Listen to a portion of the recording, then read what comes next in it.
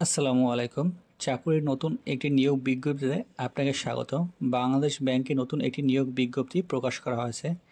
ব্যাংকার selection কমিটির তত্ত্বাবধানে 9টি bank ও 2টি আর্থিক প্রতিষ্ঠানে সমন্বিতভাবে প্রতিযোগিতামূলক পরীক্ষার মাধ্যমে নিম্নবর্তী শূন্য পদসমূহ পূরণের লক্ষ্যে প্রকৃত বাংলাদেশি নাগরিকের নিকট হতে অনলাইনে আবেদন করার দরখাস্ত আহ্বান করা হয়েছে।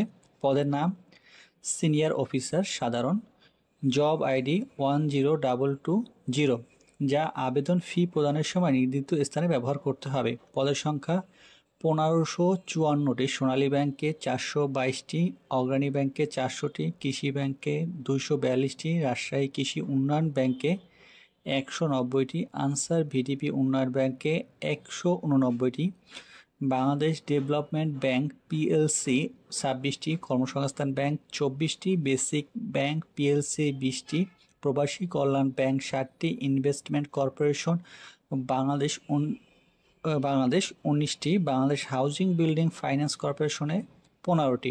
বেতন স্কেল, বেতন হচ্ছে 53,060 টাকা। শিক্ষাগত যোগ্যতা, যে কোনো বিষয়ে স্নাতকোত্তর আপনার ডিগ্রি থাকতে হবে এবং মাধ্যমিক উচ্চ মাধ্যমিক পরীক্ষায় 2টিতে প্রথম বিভাগ থাকতে হবে।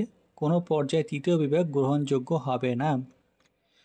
এসএসসি সমমান ও এসএসসি সমমানে প্রথম বিভাগের মার্ক হচ্ছে সিজিপিএ 3 পয়েন্ট প্রথম বিভাগ এবং 2 থেকে 3 হচ্ছে সিজিপিএ দ্বিতীয় বিভাগ। অনুমোদিত বিশ্ববিদ্যালয় সিজিপিএর ক্ষেত্রে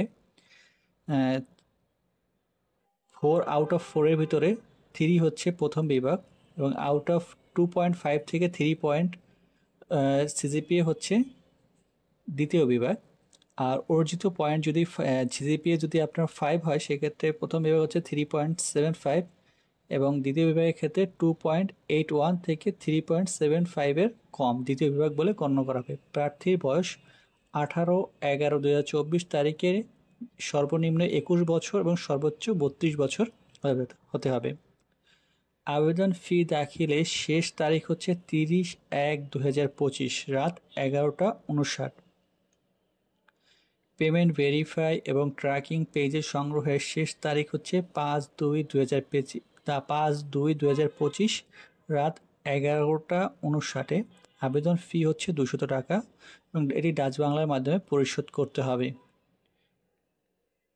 এবং এখানে আরেকটি বিষয় রয়েছে, আপনি যদি বাংলাদেশ ব্যাংকে নতুন আবেদন করেন সেক্ষেত্রে আপনাকে একটি সিবি আইডি ক্রিয়েট করতে হবে। আর আপনি যদি এর আগে সিবি আইডি ক্রিয়েট করে থাকেন সেই অনুযায়ী আপনাকে সেই আইডি পাসওয়ার্ড দিয়ে লগ ইন করে নতুন করে আবেদন করতে হবে। তবে যারা নতুন করবেন তারা এই সিবি আইডিটি সংরক্ষণ করে রাখবেন দ্বিতীয়বার আবেদন করার ক্ষেত্রে।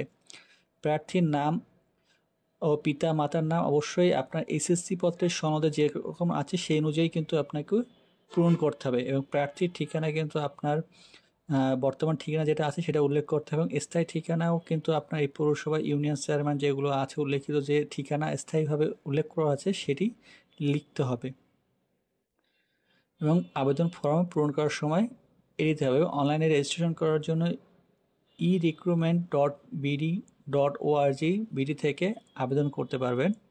ভিডিওটি যদি ভালো লেগে থাকে অবশ্যই লাইক অ্যান্ড সাবস্ক্রাইব করে আমাদের পাশে থাকবেন। ধন্যবাদ।